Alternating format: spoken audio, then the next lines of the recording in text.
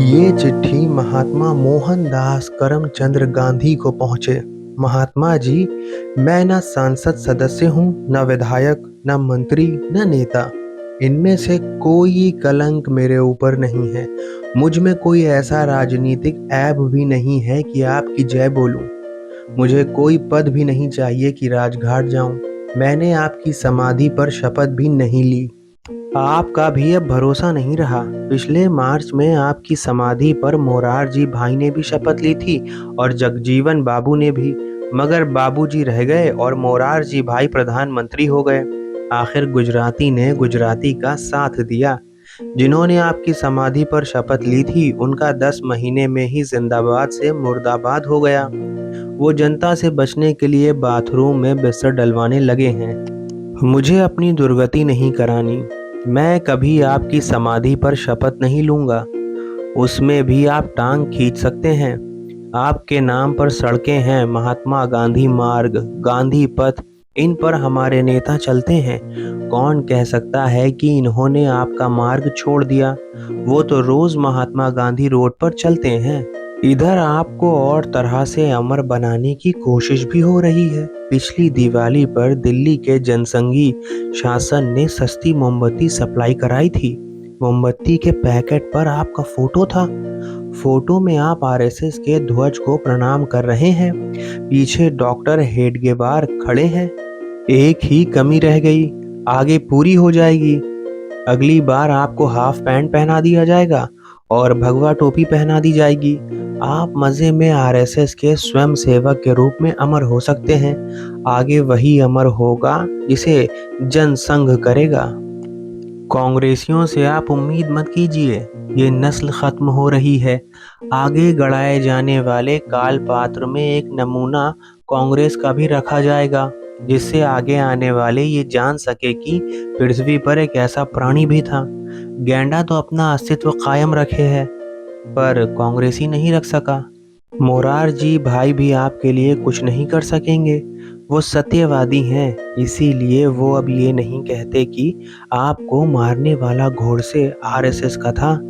ये सभी जानते हैं कि घोड़से फांसी पर चढ़ा तब उसके हाथ में भगवा ध्वज था और होठों पर संघ की प्रार्थना, नमस्ते सदा वत्सले मातृभूमि।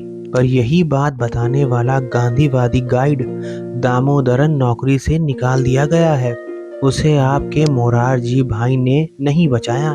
मोरारजी सत्य पर अटल रहते हैं। इस समय उनके लिए सत्य है प्रधानमंत्री बने रहना। इस सत्य की उन्हें रक्षा करनी है। इस सत्य की रक्षा के लिए जन संघ का सहयोग जरूरी है।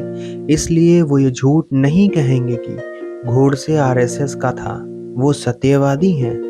तो अब महात्मा जी, जो कुछ उम्मीद है बाला साहब देवव्रत से है, वो जो करेंगे वही आपके लिए होगा। वैसे काम चालू हो गया है। गोडसे को भगत सिंह का दर्जा देने की कोशिश चल रही है। गोडसे ने हिंदू राष्ट्र के विरोधी गांधी को मारा था।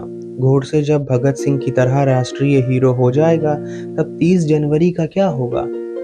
अभी तक ये गांधी निर्वाण दिवस है, आगे गोडसे गौरव दिवस हो जाएगा।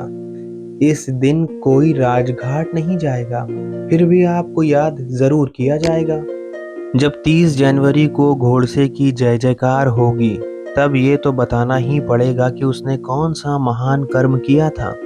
बताया जाएगा कि उस दिन उस वीर ने गांधी को मारा था। तो आप घोड़से के बहाने याद किए जाएंगे। अभी तक घोड़से को आपके बहाने याद किया जाता था। एक महान पुरुष के हाथ से मरने का कितना फायदा मिलेगा आपको? लोग पूछेंगे ये गांधी कौन था? जवाब मिलेगा वही जिसे गोडसे ने मारा था। एक संयोग और आपके लिए अच्छा है। 30 जनवरी 1977 को जनता पार्टी बनी थी। 30 जनवरी जनता पार्टी का जन्मदिन है। अब आप बताइए, जन्मदिन पर कौन आपके लिए रोएगा? वो तो खुशी मनाने का दिन होगा। आगे चलकर जनता पार्टी पूरी तरह जनसंघ हो जाएगी। तब 30 जनवरी का ये महत्व होगा। इस दिन परमवीर राष्ट्रभक्त गोडसे ने गांधी को मारा। इस पुण्य के प्रताप से इसी दिन जनता पार्टी का जन्म हुआ। जिसने हिंदू राष्ट्र की स्थापना की।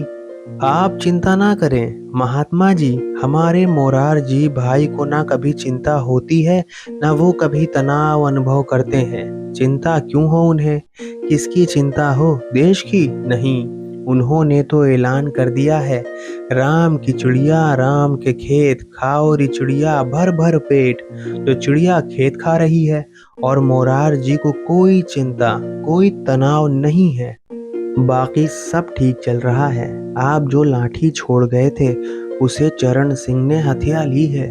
चौधरी साहब इस लाठी को लेकर जवाहरलाल नेहरू का पीछा कर रहे हैं।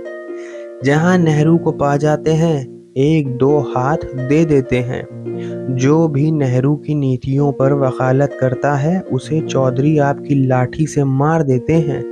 उस दिन चंद्रशेखर ने कहीं कह दिया कि नेहरू की औद्योगिकरण की नीति सही थी और उससे देश को बहुत फायदा हुआ है।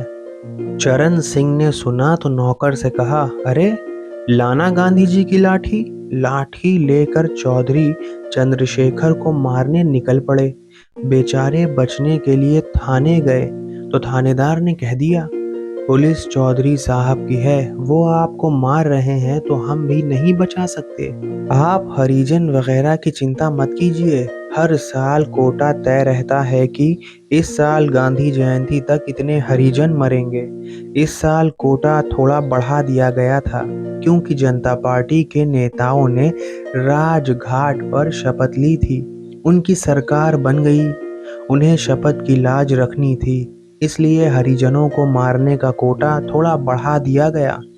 खुशी है कि कोटे से कुछ ज्यादा ही हरिजन मारे गए। आप बेफिक्र रहें, आपका यश किसी न किसी रूप में सुरक्षित रहेगा। आपका एक भक्त।